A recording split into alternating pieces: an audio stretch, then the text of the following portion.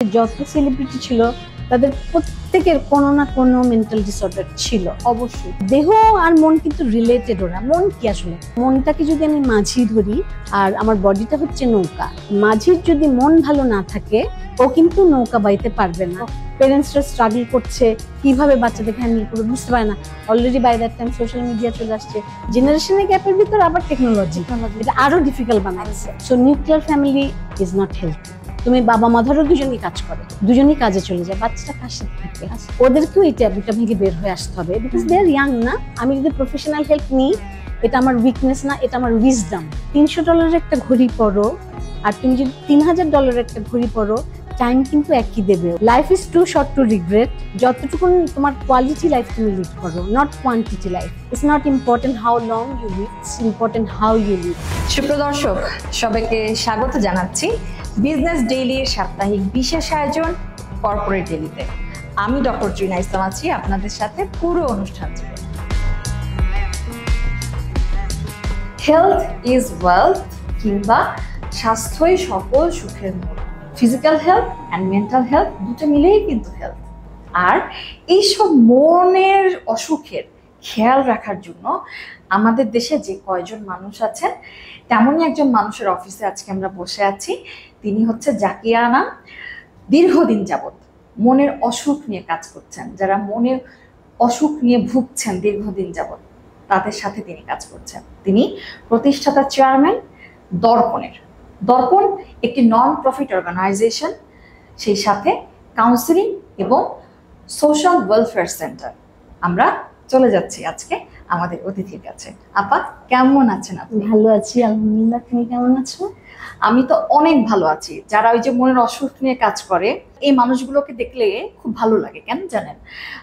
আমরা যারা ডক্টর আছি we are only concern about our physical health, কিন্তু একটা মানুষ কাঁধে হাত দিয়ে যদি বলে যে তুমি কেমন আছো, সত্যি যদি মন থেকে বলে, সে মানুষটার প্রতি কিন্তু ভালোবাসাটা বেড়ে যায়। আর আপনি এমন একটা বিষয় নিয়ে কাজ করছেন যে বিষয়টা বাংলাদেশেই বলবো, সারা ওয়ার্ল্ডের কথা আমি পরে যাই, অনেক দিন যাবত কিন্তু অবহেলিত। এবং যে সময়টাতে আমি যেটুকু শুনেছি 2007 সালে আপনি কাজটি যখন শুরু করেছেন, আমার মনে হয় আপনার যুদ্ধটা আরো বেশি ছিল। আপনার যুদ্ধের গল্পটা শুনবো, তবে তার আগে আমি আপনার প্রতিষ্ঠানটা সম্পর্কে জানতে চাই।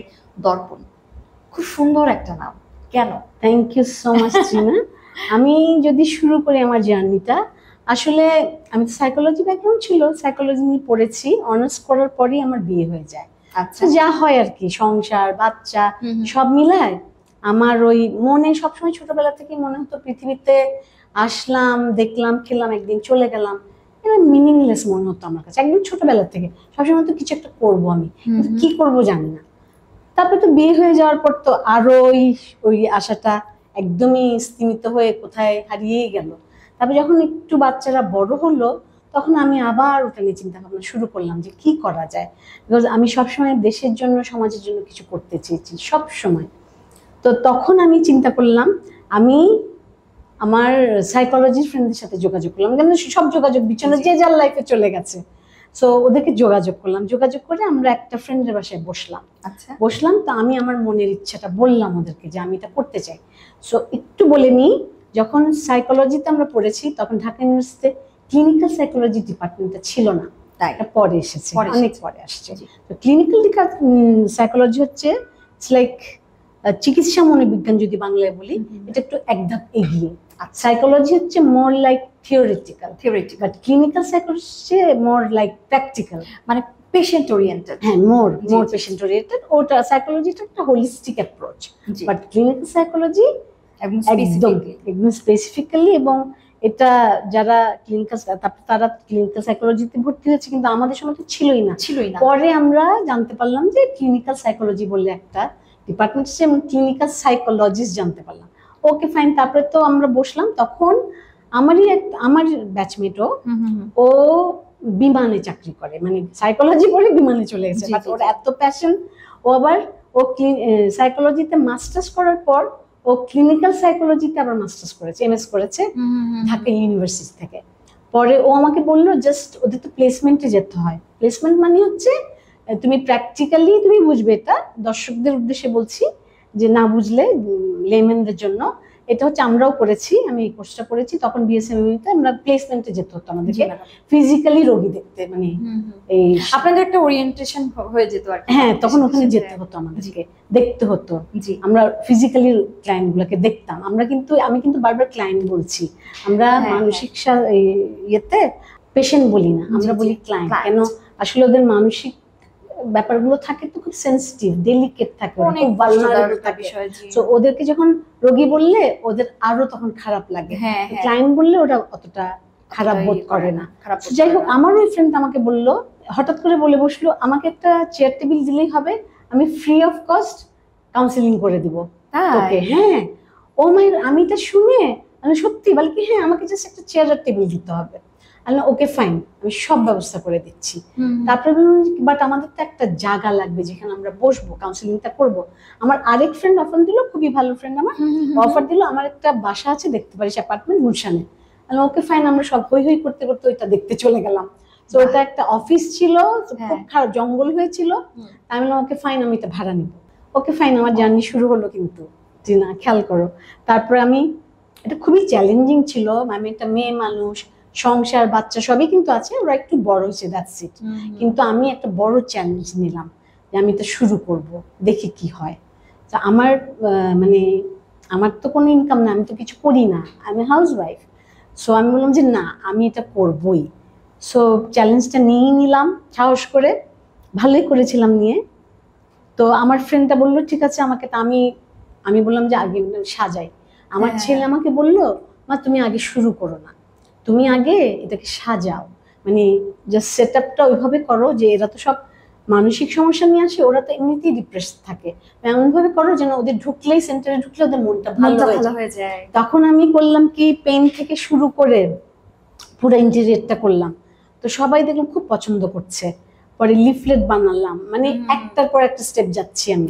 পরে লাইসেন্সের জন্য অ্যাপ্লাই করলাম সমাজ সেবা মন্ত্রণালয়ের আন্ডারে। জি জি জি। পরে ওইখান থেকে ইন্সপেকশনে আসলো, আলহামদুলিল্লাহ তোমাদের দোয়ায় আমি খুব তাড়াতাড়ি লাইসেন্স পেয়ে গেলাম, আমার লাইসেন্স আছে। এবং ওইটা তখন গুলশানের ওখান থেকে আপনি কার্য ওইখান থেকে শুরু করলাম। আমি খুব রিসেন্টলি মুভ করেছি বনানীতে, তাই এই আমার জি এই সেন্টারটাতে আমি খুব রিসেন্টলি মুভ করেছি, ঈদের পরে, রোজার ঈদের পরে। বাট এতদিন ধরে আমার ওটা গুলশানেই ছিল। আপা আমি আরো গল্প শুনতে চাই আপনার গুলশান অফিসে। যেমন ধরে নিলেন ওই সময়টাতে ক্লায়েন্ট পাওয়া, এবং তাদের মধ্যে যে তখন কিন্তু ফেসবুক সোশ্যাল মিডিয়ার কিছু ছিল না, এত ইনফরমেশন কিন্তু তাদের কিছু ছিল না। আপনি লিফলেট দিয়ে কিন্তু, হ্যাঁ আমি বলি লিফলেট ব্যবহার করেছেন, প্লিজ কিভাবে করি। প্লিজ লিফলেটটা আমি যে হকার আছে না, হ্যাঁ হকারকে দিয়ে দিলাম, হকারের কাছে লিফলেটটা দিয়ে দিলাম জি যে গুলশান বনানী এরিয়াতে প্লিজ দিয়ে দেন।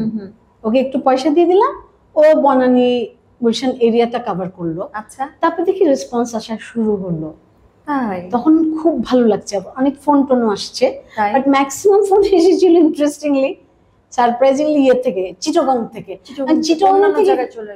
চিটাগং থেকে আমি কিভাবে করবো, তো ওনাদের সাথে কথা বলছি, উনি বলছে আপনাদের কি কোনো ব্রাঞ্চ আছে চিটাগং? আমি না, আমি জাস্ট শুরু করেছি ঢাকায়, এই মুহূর্তে তো সরি আমি চিটাগং এ তো পারবো না।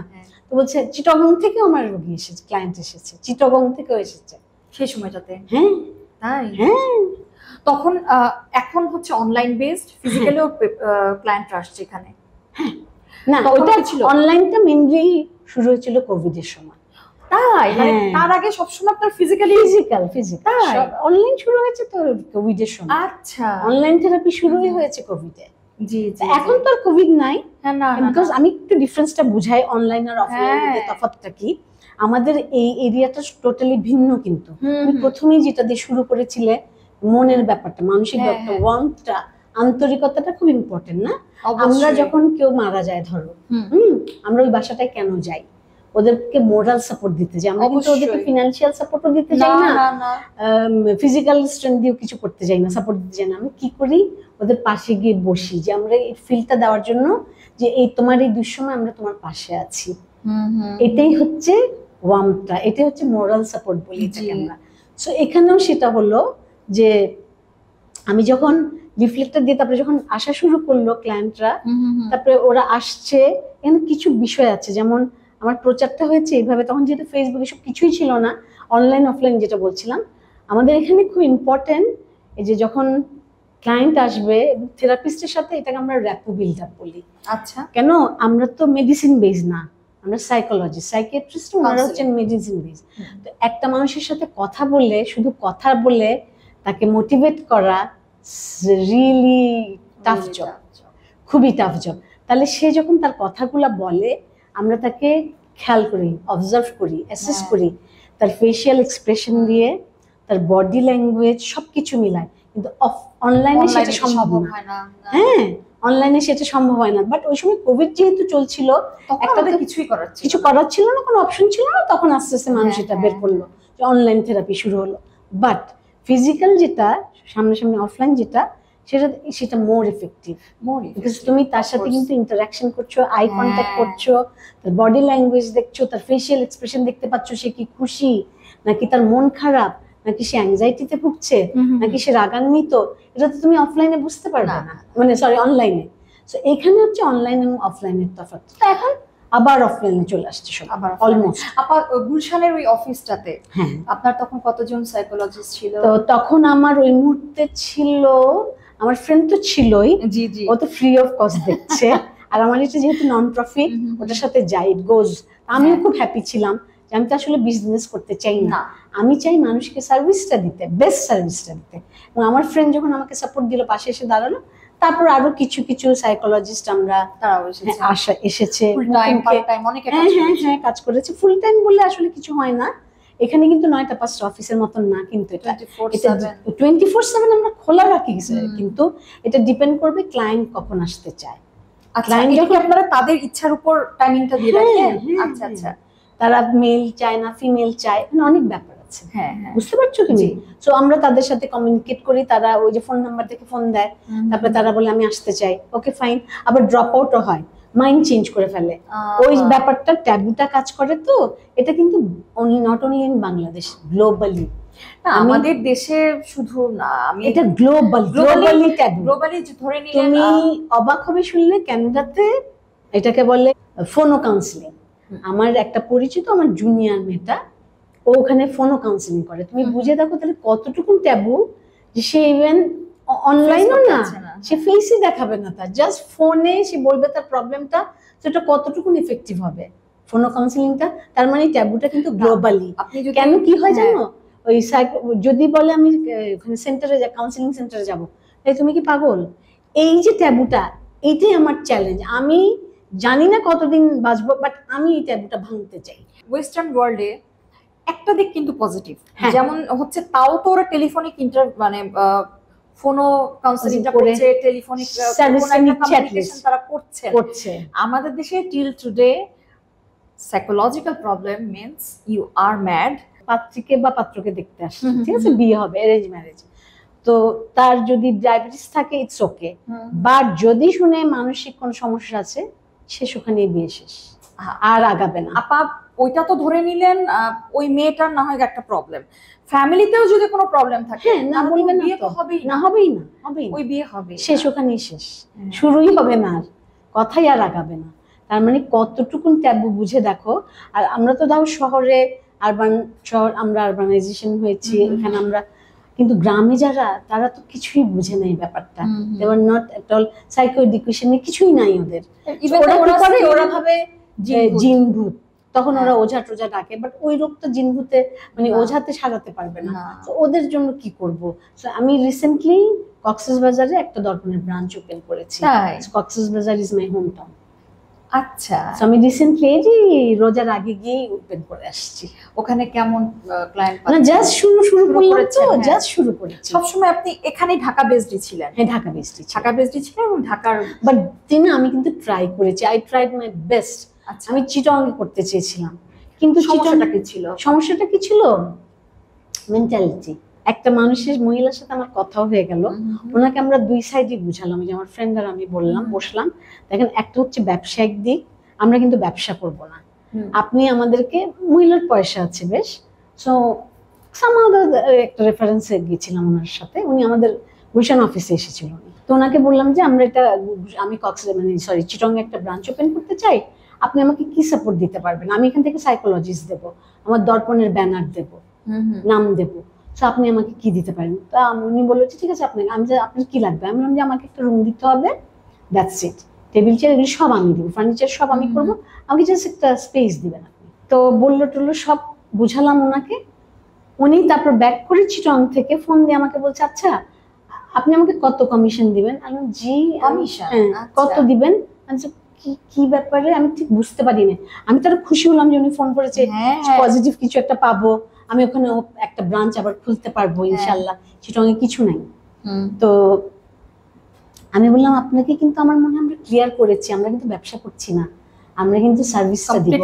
আপনি একদম কমপ্লিটলি নন প্রফিট অর্গানাইজেশন, আপনি আমাদেরকে একটা জায়গা দেবেন, আমরা ওখানে কাউন্সিলিং বুথটা বানাবো, আমি এখান থেকে সাইকোলজিস্ট প্রোভাইড করবো, দ্যাটস ইট। তারপরে তো উনি ফোন রেখে দিল, বাস ওটা ক্লোজ।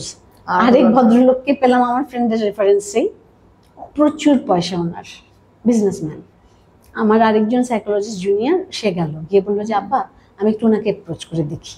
আমি হ্যাঁ যাও দেখো। আমার মনে হয় আমি আগেই নেগেটিভ ধরে রাখলাম, ঠিক আছে। উনি গিয়ে ওনাকে অ্যাপ্রোচ করলো, উনি বললো না না এইসব ইয়েতে পয়সা খরচ করতে পারবো না। আমি আর কি করব, আমি মেয়ে মানুষ হয়ে তো আমার পক্ষে আর এর চেয়ে বেশি করাটা। আপনি প্রায় 18 বছর যাবত বাংলাদেশের একটা ট্যাবু ভাঙার চেষ্টা করছেন আপা। আপনি করেই যাব, মেয়ে মানুষ না, আপনি একজন মানুষ। আমি মানে বোঝাতে চাচ্ছি যে মানে আমাদের সমাজে তো আসলে মেয়েরা একটু পিছিয়ে, এখন অবশ্য অনেক এগিয়ে গেছে, এখন মেয়েরা অনেক এম্পাওয়ার্ড, সেটা অন্য কথা। বাট আমি যখন শুরু করেছিলাম it was not a matter of joke. not a matter. একটু কি দেখবো অফিসটা ঘুরে? আমি লাইব্রেরিও আছে, চলো চলো চলে দেখে আসি। শিওর।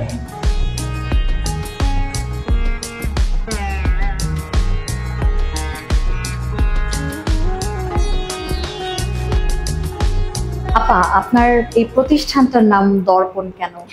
আচ্ছা দর্পণ মানে কি? মিরর। মিরর, আয়না, রাইট? আচ্ছা আমরা তো আমাদের চেহারাটা দেখি না আয়নায়, ওটা কিন্তু বাইরে থেকে, রাইট? জি। কিন্তু তোমার মনের যে আয়নাটা, ওটার জন্য কি লাগে? ওটাকে আমরা বলি ইনসাইট। ইনসাইট, অন্তর্দৃষ্টি লাগে না? জি। ওটা দেখতে চাই আমি, সেই জন্য আমি এটার নাম দর্পণ দিয়েছি, যে আমরা তো মানুষের মন নিয়ে কাজ করব, ডিল করব, সো এটার সাথে চিন্তা করে আমি দর্পণ রেখেছি এটার নাম। আপনি কি শুধু পড়াশোনা করেছেন সাইকোলজিতে, সেজন্যই কি মনোরোগ নিয়ে কাজ করেন নাকি? হ্যাঁ, যেহেতু আমার ব্যাকগ্রাউন্ড ছোটবেলা থেকে কিন্তু আপনার কিছু করার ইচ্ছে ছিল, তারপরে যখন আমি দেখলাম যে আমার ব্যাকগ্রাউন্ড তো সাইকোলজি, আমি কেন সাইকোলজি নিয়ে কাজ করি না, মানসিক স্বাস্থ্য নিয়ে কাজ করি না কেন? তখন এটা আমার মাথায় ঘোরা শুরু করলো। তার মধ্যে আমি আবার ওই যে বললাম একটা বিএসএমএতে আমি একটা সাইকোথেরাপির কোর্স করছিলাম, তখন তো একটু ঝালাই হলো না, অনেকদিন আগে সাইকোলজি ডিপার্টমেন্ট থেকে পাশ করে বেরিয়েছে, এর মধ্যে দেখছি ক্লিনিক্যাল সাইকোলজি বলছে সবাই, এটা কি? আমাদের সময় ছিল না। ছোটবেলার গল্পটা একটু শুনি, কোথায় বড় হয়েছেন? আমি আসলে আমাদের দেশ তো কক্সবাজার, বাট আমি ঢাকাতে বর্ন হয়েছি, এখানেই বড় হয়েছি, যার জন্য আমার ছোটবেলা এখানেই কাটছে। তাই চাইল্ডহুড, হ্যাঁ। আমি ধানমন্ডি গভর্নমেন্ট গার্লস স্কুল থেকে পড়েছি, তারপর দেন হোলি ক্রস কলেজ, তারপর ঢাকা ইউনিভার্সিটি, তারপর তো বিয়ে শাদী।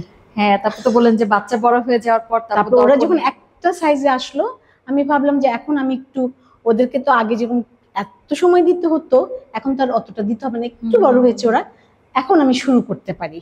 তখন আমি ভাবলাম, তখন যে আমার 18টা বছর আপনি কাটিয়ে দিয়েছেন এই দর্পণকে নিয়ে। শুরু থেকে নামটা দর্পণ ছিল? শুরু থেকে আজ অব্দি নাম দর্পণ। আচ্ছা, প্রত্যন্ত এলাকায়, উত্তরবঙ্গ, দক্ষিণবঙ্গ, তুমি ওটা জায়গায় যদি ছড়িয়ে যেতে চাই, আমি যশোর, ঝিনাইদহ চলে গেছিলাম, কিন্তু সমস্যাটা গিয়ে কোথায় আটকে যাচ্ছে আমি বলছি প্লিজ। উনি খুবই আমাকে দেখে খুবই উনি এনকারেজ হলেন, ইন্সপায়ার্ড হলেন। উনি বললেন যে আপা আপনি যাবেন ওখানে, আমাদের বাসায় জায়গা পড়ে আছে, খালি পড়ে আছে, আপনি ওখানে দর্পণে একটা ব্রাঞ্চ করেন। আচ্ছা, আমি ওকে ফাইন, চলেন আমরা দেখে আসি। পরে উনি আমাকে নিয়ে গেলেন, ওখানে একটা ডায়াবেটিক হসপিটাল আছে, সো হসপিটালে তো এমনি রোগী আসে। এবং আরেকটি ইনফরমেশন তোমাকে দিই না, সেটা হচ্ছে এই প্রত্যন্ত এইসব অঞ্চলের মধ্যে ঝিনাইদহে হচ্ছে সুইসাইডের রেট সব থেকে হাই। ওরা হচ্ছে বেশিরভাগই পভার্টি লেভেলের নিচে, তো ওরা বেশিরভাগই ধরো ফার্মার, ওদের কাছে কীটনাশক থাকে এভেলেবেল থাকে, সো রাপোর্ট করে কিছু হলেই ওটা খেয়ে ফেলে। সুইসাইডের রেট সব থেকে বেশি ঝিনাইদহে। আপনি সব জায়গাতেই চেষ্টা করেছেন, কিন্তু মানে মেন্টাল হেলথ এমন একটাই বিষয় যে এটা মানুষের কাছে রিচ করা সো টাফ। মানে মানুষ দেখো, আমরা নিজেরাই ধরো শরীরের ফিজিক্যাল কিছু একটা হলে কিন্তু ছুটতে চলে যাই না, ছোট চলে যায়। কিন্তু মানসিক কিছু হলে তো আর যাই না। কয়েকবার চিন্তা যদিও বা যাই, তাও যে বললাম ড্রপ আউট করে মাইন্ড চেঞ্জ করে ফেলে বা কেউ একটা কিছু বললো আর আসে না, তো আমরা তখন দেখি যে ড্রপ আউটও হয়। বাট তবু আমি বলবো আমি ইনশাল্লাহ আমি খুব ডেডিকেটেড একটা মানুষ, খুব কমিটেড একটা মানুষ। আমি যেটা ধরি সেটা কিন্তু আমি খুব আমার 200% সিনসিয়ারিটি দিয়ে আমি করি সেই কাজটা। 2007 সাল থেকে 2018 সাল পর্যন্ত ইটস এ লং টাইম। আপনার কাছে ঠিক কতজন মানুষ এই দর্পণে সেবা নিয়েছে? আমরা তো ওইভাবে আসলে করিনি, কিন্তু অনেক মানুষ নিয়েছে, এটা সত্যি কথা। কেমন হতে পারে? 5000? সেলিম সেলিম তো অনেক পরে আসছো।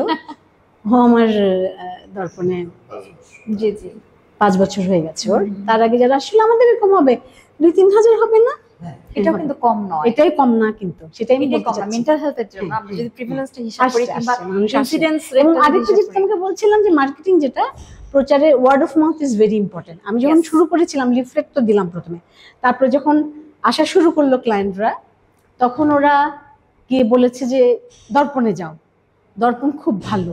এরকম ওয়ার্ড অফ মাউথে কিন্তু অনেক ক্লায়েন্ট পেয়েছি আমি। আবার 24/7 তো খোলা রাখেন আপনারা, মানে আপনাদের মানে কি বলবো হেল্প সার্ভিস চালু আছে, শুধু ফ্রাইডে অফ। শুধু ফ্রাইডে অফ? শুধু ফ্রাইডে। আপনারা কি রকম চার্জ নিয়ে থাকেন? আমরা আসলে বিভিন্ন রেঞ্জ রেখেছি মানুষের সুবিধার্থে। আমার কথা হচ্ছে আমরা করেছি স্টুডেন্টদেরকে আমরা ফ্রি করে দিয়েছি, তবুও সার্ভিসটা নেই। আমার কাছে অনেক স্টুডেন্ট আসছে, বেচারারা ঢাকা তো বিভিন্ন অঞ্চল থেকে, প্রত্যন্ত অঞ্চল থেকে আসছে, সেখানে থাকা খাওয়ার খরচই ওরা কুলাতে পারছে না। তখন বলে কি আমি পয়সা দিতে পারবো না, আমি তার সার্ভিসটা নেবো না। না না, সার্ভিসটা নিবে, মেক শিওর সার্ভিস নিবে, পয়সা দিতে হবে না, বাট সার্ভিস নিবে, কন্টিনিউ করে। হ্যাঁ হ্যাঁ। তো এরকম অনেককে আমরা দিয়ে দিয়েছি। সো যার জন্য আমরা রেঞ্জগুলো রেখেছি এইভাবে, যাতে মানুষ সার্ভিসটা, আমার উদ্দেশ্য, আমি যেহেতু নন প্রফিট, আমি তো ব্যবসা করছি না, সো আমি আমার তো পয়সার দরকার নেই, খরচটা আমার জাস্ট খরচটা, আমাকে থেরাপিস্টের পয়সাটা দিতে হবে আমাকে, ওনার পয়সা তো দিতে হবে, বিকজ উনি তো এফর্ট দিচ্ছেন এখানে, জি জি জি, অনেক কঠিন কাজ। সো সে তারটা চার্জ করবে। আমরা বিভিন্ন রেঞ্জ রেখেছি, 1000 থেকে শুরু করে 1500, 2000, একটু সিনিয়র লেভেলে হলে, ক্লিনিক্যাল সাইকোলজিস্ট হলে বা একটু সিনিয়র লেভেলে হলে, তখন সেক্ষেত্রে তারা হয়তো খুব কম 3000। এবং ইভেন ঢাকা শহরেও, আমি কারো নাম বলছি না, এটা আনএথিক্যাল, বাট ঢাকা শহরে আমি বলবো, আমি চ্যালেঞ্জ করে বলতে পারি আমার এখানে সবচেয়ে কম, মানে এই সেট আপে। তুমি সেট আপটা দেখো না, আমি দেখেছি। আরেকটা আমাদের ইয়ে আছে, সেটা হচ্ছে পলিসিটা হচ্ছে যারা আসে, থেরাপিস্ট যারা আসেন বা সাইকোলজিস্ট, তারা কিন্তু সেট আপ চার্জ দিতে হয় 20% দেন। ওনারা যে ইয়েটা নেন, ভিজিটটা ওনাদের, ওটা থেকে 20% সেট আপ চার্জ দিতে হয়। এখন তো শুধু মেডিকেশন না, আপনার সাইকোথেরাপি লাগবে, হ্যাঁ, এবং সাইকোথেরাপির কস্টের জন্যই কিন্তু এখন হিউজ অ্যামাউন্টের মেন্টাল হেলথ পেশেন্ট তারা কিন্তু ড্রপ আউট হচ্ছে। এই রেমুনারেশনের সেই ডাক্তাররা যে কাজ করছেন এখানে, আমি বলবো তারাও অনেক মহৎ একটা কাজ করছে। মানে তারা আসলে আমার ডেডিকেশন দেখে, আমার দর্পণের সেট আপ তাদের খুব পছন্দ হয়। আমার সাথে কথা বলে তাদের অনেক, তারা বলে যে আমাদের খুব ভালো লাগে যে আপনি যে এত ডেডিকেটেড, আমরা তো এরকম কাউকে পাইনি, এরকম যে আমি পাইনিয়ার বলতে পারি নিজেকে, বিকজ এরকম তুমি সেট আপে এরকম সিঙ্গেল সেট আপ, শুধু স্পেসিফিক্যালি কাউন্সিলিং সেন্টার কিন্তু বাংলাদেশে না না না, দেখা যাচ্ছে যে আমরা ডাক্তাররা দেখে দিচ্ছি, ওষুধ দিচ্ছি, হ্যাঁ, তারপর ক্লিনিকে বসে দেখছে ওনারা, বা হসপিটালে বসে দেখছে, বাট এটা স্পেসিফিক্যালি শুধু কাউন্সিলিং সেন্টার। এখানে ওরা খুবই কমফোর্টেবল ফিল করে ক্লায়েন্ট যারা আসে, বিকজ এখানে তো কেউ নেই, আর খুব 100% কনফিডেন্সিয়ালিটি মেনটেন হয়। তারা আসে, কখন কাউন্সিলিং নিচ্ছে, চলে যাচ্ছে, কেউ জানে না, টেরও পায় না। মেন্টাল হেলথের ক্ষেত্রে তো, এবং এই পেশেন্টের জন্য কনফিডেন্সিয়ালিটি, এথিক্যাল ইস্যুস খুবই ইম্পর্টেন্ট, যার জন্য হয়তো অনেকেই আসে।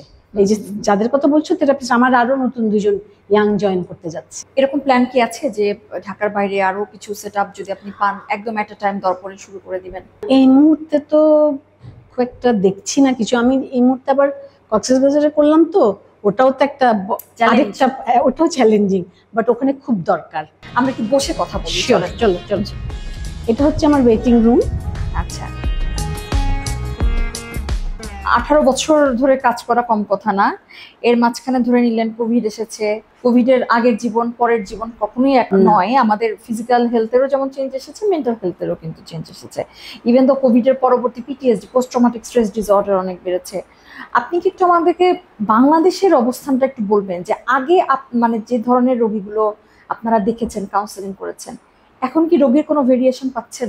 আসলে ইভেন কোভিডের সময় মেন্টাল হেলথ সব থেকে বেশি হাইলাইটেড হয়েছে অবশ্যই। During Covid.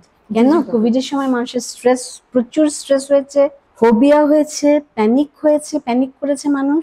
বিকজ আমরা জানি না একটা রোগ এসে গেল, যে রোগটার থেকে মানুষ এভাবে মারা যাচ্ছে। প্রতিদিন আমরা নতুন নতুন তথ্য পেতাম, ইনফরমেশন, টু মাচ ইনফরমেশন, মানুষ একদম প্যানিক করে শেষ হয়ে যাচ্ছে, ফোবিয়া, মানুষ সুইসাইডও করেছে ইভেন কোভিডের সময়। আগের প্রথমের যে রোগীগুলো ছিল ডেফিনেটলি এখনের সাথে মিল নাই, বিকজ আমরা তো সব ধরনের কাজ করি, কাপল থেরাপি থেকে শুরু করে ফ্যামিলি থেরাপি, তারপরে প্যারেন্টসদের কাউন্সিলিং করি, আমরা টিনেজারদের করি। টিনেজারদের খুবই চ্যালেঞ্জিং। একটা সময় আমরা শুধু টিনেজার পেয়েছি, বিভিন্ন স্কুল থেকে পাঠিয়েছে, এবং টিনেজারদের যে সমস্যাগুলো হয় এবং জেনারেশন গ্যাপ, প্যারেন্টসরা স্ট্রাগল করছে কিভাবে বাচ্চাদেরকে হ্যান্ডেল করবে বুঝতে পারে না। Already by that time social media চলে আসছে, ফেসবুক ঢুকে, টেকনোলজি এটার ভিতর ঢুকে গেছে, জেনারেশনের গ্যাপের ভিতর আবার টেকনোলজি, এটা আরো ডিফিকাল্ট বানাচ্ছে। তো ন্যাচারালি আগের প্রথমে আমরা ইনিশিয়ালি যে ক্লায়েন্ট পেয়েছি ওদের সাথে অনেক আছে। তাহলে সেই সাথে আরেকটা প্রশ্ন চলে আসে, সেটা হচ্ছে অ্যাওয়ারনেসের বিষয়টা। আগে মানুষের মাঝে যেমন অ্যাওয়ারনেসটা ছিল, এখনকার অ্যাওয়ারনেস পার্থক্যটা বলেন। এখন ওই যে টেকনোলজি চলে আসছে, যার জন্য সোশ্যাল মিডিয়া থেকে অনেক বেশি এক্সপোজার থেকে ন্যাচারালি অ্যাওয়ারনেসটা তো ওখান থেকে আসছে, অনেক আসছে। যেমন সেলিব্রিটিরা ওপেনলি তাদের মেন্টাল হেলথ ইস্যুস ডিসকাস করছে। তোমাকে আরেকটা তথ্য ইনফরমেশন দিই, সেটা হচ্ছে যত সেলিব্রিটি ছিল তাদের প্রত্যেকের কোনো না কোনো মেন্টাল ডিসঅর্ডার ছিল, অবশ্যই ছিল, প্রত্যেকের। সুইসাইডও করেছে তারা। কেন? যখন একটা মানুষ যে ফেমের বা খ্যাতির চূড়ায় চলে যায়, তখন তো তার আর কিছু করার থাকে না, তখন কিন্তু তার ভিতর সুইসাইডাল ডিপ্রেশন কাজ করে। আপাত দৃষ্টিতে মনে করি সেই মানুষটার পাশে অনেকে আছে, আসলে আমরা মেন্টালি কানেক্টেড কয়জনের সাথে, কিন্তু তার সাথে তো দূরত্ব তৈরি হয়ে যায়। সেলিব্রিটি তো সে তো একা।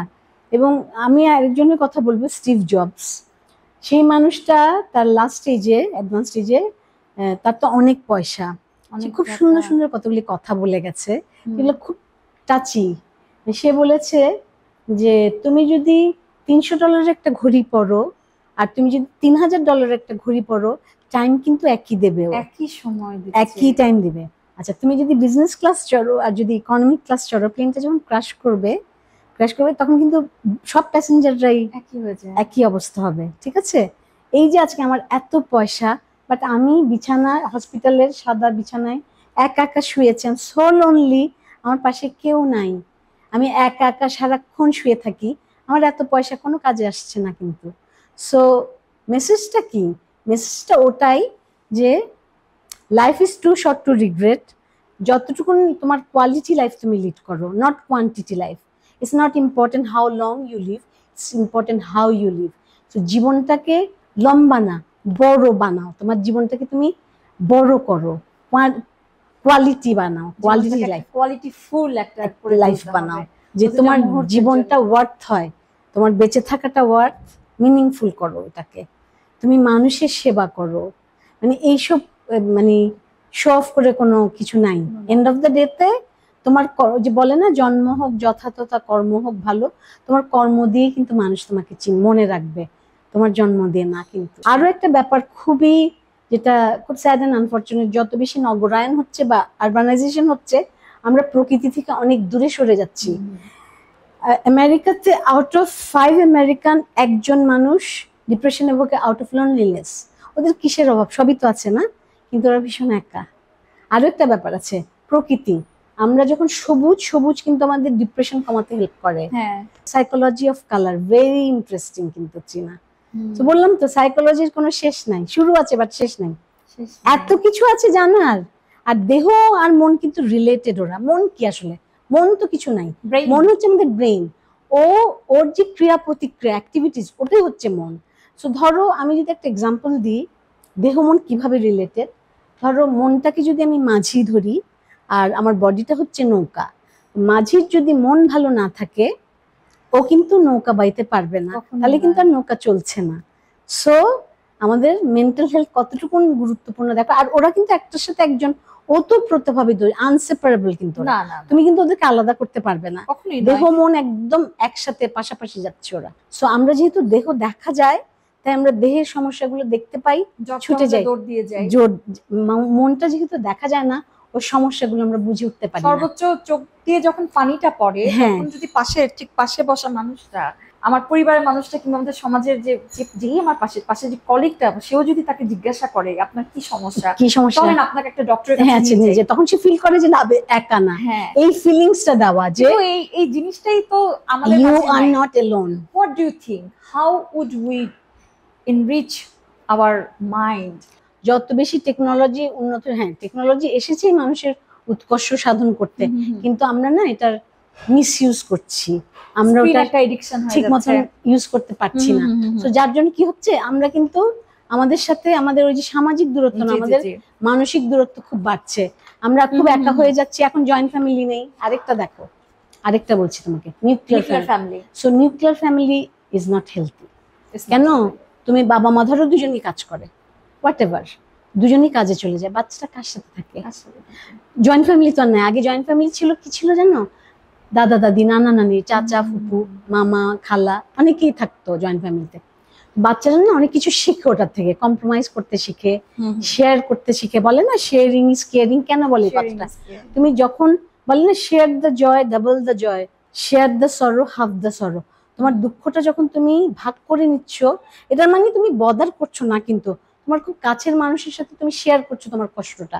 তখন কিন্তু তুমি যেটা একটু আগে বললে যে আমি যদি একটু জিজ্ঞেস করি যে আপনার কি কোনো সমস্যা হচ্ছে, খারাপ লাগছে, কষ্ট হচ্ছে, এটাই কিন্তু শেয়ার করা, এটাই কেয়ার করে। এক্স্যাক্টলি। Thank you. অনেক সুন্দর সুন্দর কথা শুনেছি। আসলে আপনার সাথে গল্প করার, আপনার সাথে কথা বলার কোনো শেষ নাই। আমার এত ভালো লাগছে। Thank you so much Tina. শেষ পর্যায়ে, কিন্তু আমি এখনই শেষ করব না, কারণ আমারও খুব ভালো লাগছে তোমার সাথে কথা বলতে। আমাদের অনুষ্ঠানের শেষে আমি একটা র্যাপিড ফায়ার পোরশন রাখি আমার গেস্টদের জন্য। খুব অল্পতে একটা ওয়ার্ডে কিংবা একটা সেন্টেন্সে উত্তর দিবেন। Are you ready to do it? Okay, fine. My first question is, first word that comes to your mind when I say mental health. There is no health without mental health. বাহ, amazing ছিল এটা। আচ্ছা, second question, therapy or meditation, which one you prefer? Therapy. Next question, biggest myth about counseling? Counseling নিতে গেলেই আমি পাগল, that is the biggest myth. যদি দর্পণ না থাকতো আপনি কি করতেন? আমি ঘুরে ফিরে দর্পণই করতাম। দর্পণ ছাড়া নিজেকে কল্পনাও করতে পারেন না। আমি মানি দর্পণ, দর্পণ মানি আমি। তুমি অনেক কিছু চ্যালেঞ্জ নিতে পারবে, ঠিক আছে? Always be positive. আরেকটা আছে, never give up. Give up করা যাবে না, গিভ আপ হাল ছেড়ো না, ধরে থাকো। তুমি তোমার লক্ষ্য, অভিষ্ট লক্ষ্যে পৌঁছাবে, কিন্তু তুমি মাঝপথে ছেড়ে গেলে কখনো, because success is the journey not the destination. বাহ, এটা কিন্তু চলতেই থাকবে, জার্নি কিন্তু ongoing, it's a continuous process. Next question, সেটা হচ্ছে আপনার লাইফের সবচেয়ে মেমোরেবল কোন একটা জার্নি কিংবা কোন একটা স্টোরি যদি আমাদের সাথে শেয়ার করেন, দর্পণ related, but in one sentence. যেদিন আমি দর্পণটা করতে পেরেছি, that was the most memorable day in your moment life. or day of in my life. আচ্ছা, so a message to young people struggling with anxiety or depression or other mental health. ওদের stress আর অনেক information, যত exposure, যত information, তোমার stress level কিন্তু দিন দিন আরো বাড়বে। কিন্তু ইয়াং জেনারেশনের কথা বলছি, ওদের কিন্তু প্রচুর স্ট্রেস হয়। তো সেই ক্ষেত্রে আমি বলবো ওদেরকেও এই ট্যাবুটা ভেঙে বের হয়ে আসতে হবে, বিকজ দে আর ইয়াং না। এখানে ট্যাবুর কিছু নাই, লজ্জারও কিছু নাই। এখানে তোমার এটা ইজ নট ইয়োর উইকনেস, ওটাই বুঝতে হবে। এটা আমার, আমি যদি প্রফেশনাল হেল্প নিই, এটা আমার উইকনেস না, এটা আমার উইজডম। সো ওয়াই, তুমি এনজয় করো। ওই যে বললাম কোয়ালিটি লাইফ, তুমি এনজয় করো জীবনকে, একটা সুস্থ স্বাভাবিক জীবন। জি অবশ্যই। আমরা একদম অনুষ্ঠানের শেষ পর্যায়ে আপা খুব সুন্দর একটা কথা বলেছেন যে জার্নির কিন্তু কোনো শেষ নাই। আপনাদের মতো মানুষগুলো আছেন দেখে কিন্তু বহু মানুষের জীবন অনেকভাবেই কিন্তু বেঁচে যাচ্ছে, প্রত্যক্ষ কিংবা পরোক্ষভাবে। হ্যাঁ, ওইটাই। আমি অনেক ধন্যবাদ এই কথাটা বলার জন্য। এটা আমাকে আরো বেশি ইন্সপায়ার করলো, আমাকে আরো বেশি কিছু করার জন্য অনুপ্রাণিত করলো। আমি দর্শকদের উদ্দেশ্যে বলতে চাই, ইয়াং জেনারেশন সবার উদ্দেশ্যে বলতে চাই যে প্লিজ সবসময় বি পজিটিভ, এবং এটাকে আপনারা কখনোই ভাববেন না যে এটা আমি সাপোর্ট নিলে, প্রফেশনাল হেল্প নিলে আমি উইক, আমি এইসব রোগে ভুগছি। না, শারীরিক রোগে ভুগছেন না, তখন তো নিজেকে উইক মনে হয় না, তখন তো আপনি হেল্প নিচ্ছেন, প্রফেশনাল হেল্প নিচ্ছেন। তো এই ক্ষেত্রে why not? So please enjoy করেন জীবনটাকে, উপভোগ করেন। জীবনটা ছোট্ট, life is too short to regret. So আমরা রিগ্রেট করার মতন কোনো কাজ করব না। আর যে কোনো কিছুতে বি পজিটিভ, পজিটিভ থাকলে আসলে অনেক কিছুকে ওভারকাম করা যায়। Thank you thank you so much. Thank you. আপনি আমাদের ইনভাইট করেছেন, আপনি ইনভাইটেশন পেজ তো আমরা এসেছি, এবং এত সুন্দর যে একটা সেটআপ ঢাকা শহরেই আছে সেটা কিন্তু আমাদের অজানা ছিল। আর আমিও একটু ধন্যবাদ দিতে চাই যে আমাকে এখানে কথা বলার সুযোগ করে দেওয়ার জন্য। ধন্যবাদ, থ্যাংক ইউ সো মাচ। দর্শক, আপনাদের সাথে আগামী পর্বে দেখা হবে অন্য কোনো বিজনেসম্যান, কর্পোরেট আইকন কিংবা এন্টারপ্রেনারকে সাথে নিয়ে। আপনারা ভালো থাকুন, সুস্থ থাকুন, নিজের প্রতি সদয় হন। ধন্যবাদ সবাইকে।